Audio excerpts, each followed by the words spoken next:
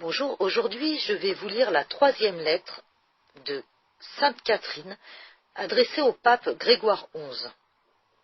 Dans cette lettre, elle exhorte le pape à vaincre ses enfants rebelles par l'amour et la douceur et à tourner ses armes contre les infidèles.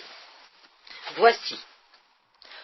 Au nom de Jésus crucifié et de la douce Marie, mon bien-aimé et révérend Père dans le Christ Jésus, moi, Catherine, la servante et l'esclave des serviteurs de Jésus-Christ, votre indigne et misérable petite fille, je vous écris dans son précieux sang, avec le désir de vous voir un vrai pasteur, apprenant de Jésus dont vous tenez la place, qu'il a donné sa vie pour ses brebis, sans s'arrêter à notre ingratitude, aux persécutions, aux injures, aux affronts, aux reproches de ceux qu'il avait créés et comblés de bienfaits. Il n'en poursuivit pas moins l'œuvre de notre salut. L'ardent désir qu'il avait d'honorer son Père et de nous sauver l'empêchait de voir ses peines, et par sa sagesse, sa bonté, sa paix et sa douceur, il triompha de notre malice. Je vous en prie, mon doux Père, et je vous le dis de la part de Jésus crucifié, faites de même, et par votre bonté, votre patience, votre humilité, votre mansuétude, triomphez de la malice et de l'orgueil de vos enfants, qui se sont révoltés contre vous qui êtes leur Père. Sachez qu'on ne chasse pas le démon par le démon, mais qu'on le chasse par la vertu. Admettons que vous ayez reçu de grandes injures, qu'on vous ait attaqué et ravi ce qui vous appartenait. Eh bien, mon Père, je vous en prie, ne vous arrêtez pas à leur malice, mais à votre bonté, et ne cessez pas de travailler à notre salut. Leur salut est que vous leur donniez la paix, car un fils qui est en guerre avec son père est privé tant qu'il y reste de son héritage. Ô Père, pour l'amour de Dieu, afin que tant de fils ne perdent pas l'héritage de la vie éternelle, vous savez que Dieu a remis entre vos mains le pouvoir de donner ou d'ôter cet héritage comme le voudra votre bonté. Vous tenez les clés, il est ouvert à qui vous ouvrez, et la porte sera fermée à qui vous la fermerez. Le doux et bon Jésus l'a dit à Pierre, dont vous tenez la place. Tout ce que vous délirez sur la terre sera délié dans le ciel. Vous êtes donc le vrai Père et Pasteur. Vous voyez que c'est maintenant le temps de donner sa vie pour les brebis qui sont sorties de la bergerie. Il faut les chercher et les reconquérir par la patience et par la guerre contre les infidèles, en élevant l'étendard de la très ardente et très douce croix. Mais pour l'élever, il ne s'agit pas de dormir, il faut se tenir debout et le déployer avec courage. J'espère de la miséricorde infinie de Dieu que vous gagnerez les infidèles et que vous corrigerez la malice des chrétiens, parce que tous courront à l'odeur de la croix, même ceux qui ont été les plus rebelles envers vous. Oh, quel bonheur si nous voyons le peuple chrétien donner le trésor de la foi aux infidèles, qui, après avoir reçu la lumière, s'avanceraient vers la perfection.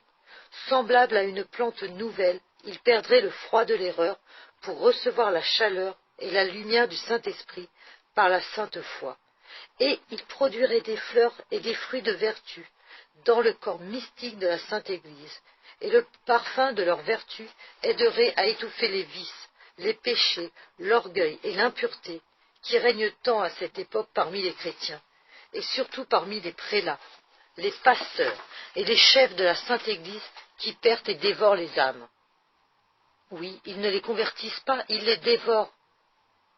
Et cela à cause de l'amour-propre qui est en eux, et qui engendre l'orgueil, l'ambition, l'avarice et la souillure de l'esprit et du corps.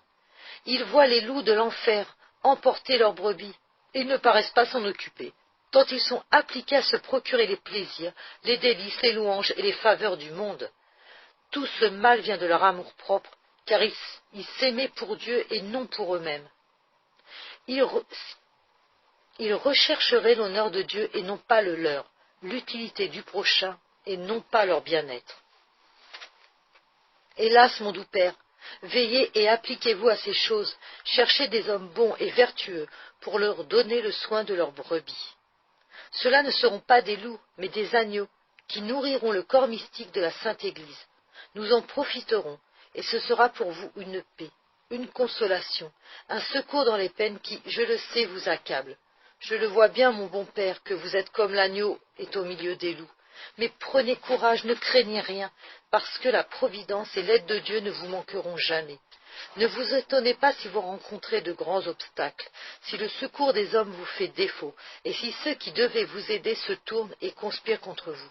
Ne craignez rien, mais plutôt espérez davantage, et ne renoncez pas à votre doux et saint désir. Qu'il s'enflamme au contraire, de jour en jour.